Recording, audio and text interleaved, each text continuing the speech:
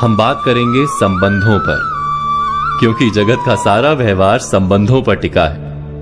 कहीं पारिवारिक संबंध होता है तो कहीं कारोबार का संबंध होता है। पिता पुत्र का संबंध और पति पत्नी के संबंध में अंतर प्रतीत होता है। मित्रों के संबंध में और कारोबार के संबंध में भेद दिखाई देता है, और फिर भी सभी संबंधों में एक समानता है।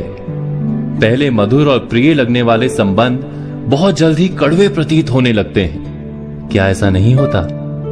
क्या हमारे अधिकतर संबंध बोझ नहीं बन जाते जीवन में? पर ऐसा होता क्यों है? संबंध वास्तव में क्या है? कुछ संबंध का आधार प्रेम पर होता है तो अन्य संबंध का आधार लाभ पर। फिर भी सारे संबंध अंत में टूटने क्यों लगते हैं?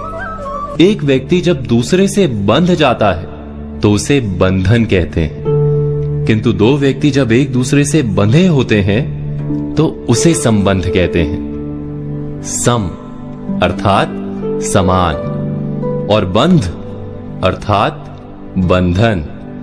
घोड़े और उसके सवार के बीच संबंध नहीं, वहां केवल घोड़ा बंधन में है, सवार मुक्त है।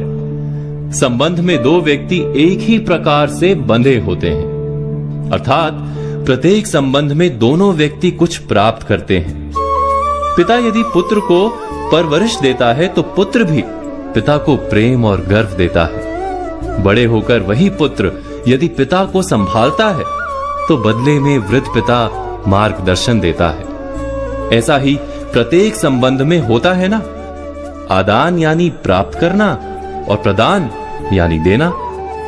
ऐसे आदान प्रदान की असमानता दिखाई दे तो वो भ्रम है। वास्तव में जहां असमानता नहीं होती वहीं संबंध होता है, और संबंध में कड़वाहट का कारण भी उसी से समझ में आ जाता है। जब भी दो में से कोई एक व्यक्ति अपने प्रदान का महत्व अधिक मानने लगता है तो संबंध कच्चा हो जाता है। अपने सारे संबंधों को देखिए और परखिए। यदि कड़वाहट है तो अवश्य आप पाएंगे कि आपका अपना अहंकार बढ़ गया है। जब भी संबंध में किसी एक का अहंकार बढ़ जाता है तो वो संबंध दूसरे के लिए बोझ बन जाता है। जैसे प्रेम के लिए मांग विष है, ठीक वैसे ही अहंकार किसी भी संबंध के लिए जहर है। आशा करता हूं कि हमारा ये विषय आपके जीवन में कुछ अर्थ